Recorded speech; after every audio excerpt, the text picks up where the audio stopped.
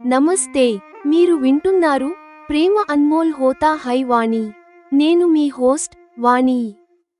గత ఎపిసోడ్లో స్కైడైవింగ్ సమయంలో నేను మరణ భయాన్ని అధిగమించాను. ఈరోజు నేను మరియు స్వప్నిల్ మా అన్వేషిత ప్రేమకు ఎలా వీడ్కోలు చెబుతామో మరియు రాసీల్ తన అల్లరితో నా అవివాహిత సంకల్పాన్ని ఎలా సవాలు చేస్తుందో మీరు వింటారు. ప్రేమ వ్యక్తీకరణ పరోక్షంగా స్కైడైవింగ్ నుండి క్షేమంగా దిగిన తర్వాత నేను అమితమైన ఉత్సాహంతో స్వప్నిల్ను హత్తుకుని అతని బుగ్గలను ముద్దు పెట్టుకున్నాను. అతను కూడా బహుశా నా సంతోషాన్ని నిలబెట్టడానికి నా బుగ్గలను మెల్లగా స్పృశించాడు. విజేత సంతృప్తి నా అభ్యర్థనపై స్వప్నిల్ వెల్లడించాడు. ఈ ప్రమాదకరమైన సాహసాలలో అతనితో వచ్చిన మొదటి అమ్మాయిని నేనేనని. ఇది విని నా అసూయ శాంతించింది. నేను విజేతలా నవ్వసాగాను. చివరి సాహసం మేము పారాసైలింగ్ని ఆస్వాదించాము. కింద నుండి పైకి విమానయానం చేశాము. 2 రోజుల ఈ సాహసయాత్ర పూర్తయింది. కానీ ఇప్పుడు విచారం అలుముకుంది. వచ్చే వారాంతం నా పర్యటనలో చివరి వారం కాబోతోంది. రుణగ్రస్తుడు ఎవరు? నేను స్వప్నిల్కు కృతజ్ఞతలు తెలిపాను. కానీ అతను అన్నాడు, మన ఇద్దరిలో ఎవరైనా ఒకరికి రుణపడి ఉంటే అది నేనే. మీతో గడిపిన ఈ కొన్ని రోజులు నాకు ఎప్పటికీ మరువలేనివిగా మిగిలిపోతాయి. చెప్పని వీడ్కోలు మన జీవిత ప్రయాణంలో తోడు ఇక్కడి వరకే అని స్వప్నిల్ కూడా అంగీకరించాడు. దీంతో నా కళ్ళు చెమ్మగిల్లాయి. ప్రేమను వ్యక్తపరిచే ఈ చివరి ఏకాంత అవకాశాన్ని మేము వృధా చేసుకున్నాము. విజయాలతో తిరుగు ప్రయాణం వారం చివరిలో నేను నైపుణ్యం గల సర్ఫర్ మరియు హార్స్ రైడర్గా లెవెల్ 5 సాధించాను. ఇది నా అమెరికా పర్యటనలో గొప్ప విజయం. రాసీల్ సమయం మిగిలిన రోజులు రాసీల్తో గడపాలనే నా కోరికను తెలిపాను. రాసీల్ సంతోషించి తను కూడా అదే కోరుకుంటున్నానని చెప్పింది. పరాగ్ ఆస్ట్రేలియా వెళ్లడం వల్ల పరుష్ని ఊయల నా గదిలోకే వచ్చింది. మాతృత్వ సుఖం రాత్రి పరుష్నికి పాలు ఇస్తుండటం చూసి మాతృత్వంలోని విలక్షణమైన సుఖం గురించి నేను రాసీల్ను అడిగాను. రాసీల్ ఆక్సిటోసిన్ హార్మోన్ మరియు మానసిక ఒత్తిడి తగ్గడం గురించి వివరించింది. అల్లరివల రాసీల్ నవ్వుతూ చెప్పింది, తను నాకు పాలిచ్చే సుఖాన్ని ఇవ్వలేకపోయినా నువ్వు తల్లి కావడానికి సహాయం తప్పక చేయగలను అని. ఒక యువతి మరో యువతిని తల్లిగా ఎలా మార్చగలదని నేను అడగగా రాసీల్ నవ్వుతూ తన మాటను పూర్తి చేసింది. రాసీల్ సంకేతం స్పష్టంగా ఉంది. వివాహం మరియు తల్లి కావడానికి నిరాకరించిన నేను నా ప్రాణ స్నేహితురాలి ఈ వలలో చిక్కుకుని నా విధిని మార్చుకోబోతున్నానా? అమూల్యమైన ప్రేమ ముగింపు మరియు మాతృత్వపు సుఖం వైపు మొదటి అడుగు. ప్రేమ అన్మోల్ హోతా హై వాణి లో మీరు వింటారు. ఎపిసోడ్ 53 చివరి వీడ్కోలు రుణగ్రస్తుడి ద్వంద్వం మరియు మాతృత్వ రహస్యం. నా పాదాలు సురక్షితంగా భూమిపై పడినప్పుడు స్వప్నిల్ నుండి విడిపోయిన తర్వాత నేను అతని వైపు తిరిగాను.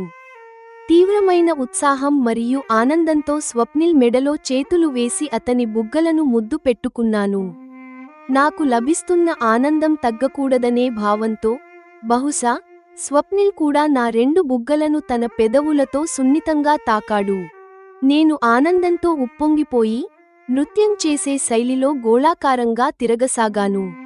స్వప్నిల్, నేను మళ్ళీ చెబుతాను, మీరు నాతో ఉంటే నాకు ఎటువంటి ప్రమాదం రాదు. మీరు ప్రతి ప్రమాదాన్ని ఎలా ఎదుర్కోవాలో మీకు తెలుసు అని ప్రశంసిస్తూ నవ్వుతూ చెప్పాను మరియు అతన్ని ప్రేమతో చూశాను. నేను ఈ సాహసాలన్నీ చాలాసార్లు చేశాను, అందుకే మీకు అలా అనిపిస్తుంది అని స్వప్నిల్ నవ్వుతూ చెప్పాడు. దీనికంటే ముందు ఈ సాహసాలలో మీతో ఎవరు ఉన్నారు అని నేను అసూయతో కూడిన ప్రశ్న అడిగాను. ఇలాంటి ఏ సాహసంలోనూ నా వెంట ఏ అమ్మాయి లేదు. ఈ విషయంలో మీరే మొదటి అమ్మాయి. దీనికంటే ముందు శిక్షణ పొందే క్రమంలో నా వెంట ఉన్న పైలట్లు అందరూ మగవారే అని స్వప్నిల్ నా మనసులోని మాట అర్థం చేసుకున్నట్లు సమాధానం ఇచ్చాడు. నాకు సంతృప్తి కలిగింది. నేను ఒక విజేతలా నవ్వసాగాను. లంచ్ తర్వాత మా తదుపరి సాహసం పారాసైలింగ్. మేము బీచ్ చేరుకున్నాము. ఇప్పుడు నా మనసులో ఎలాంటి భయం లేదా సందేహం లేదు. మేము బోట్ ఎక్కి కొంతసేపు సముద్రంలో విహరించాము. ఆపై బోట్ నుండి హార్నెస్ మరియు పారాచూట్ సహాయంతో సుమారు 50 మీటర్ల ఎత్తులో ప్రయాణించాము. మేము ఒక పొడవైన తాడుతో బోట్కు అనుసంధానించబడి ఉన్నాము. పారాచూట్లో స్వప్నిల్తో ఉండటం నాకు కొత్త విషయానికి కాదు. పారాసైలింగ్ ఒక కొత్త అనుభవం, ఎందుకంటే ఇందులో మేము పారాచూట్ సహాయంతో పైనుండి కిందకు రావడం లేదు.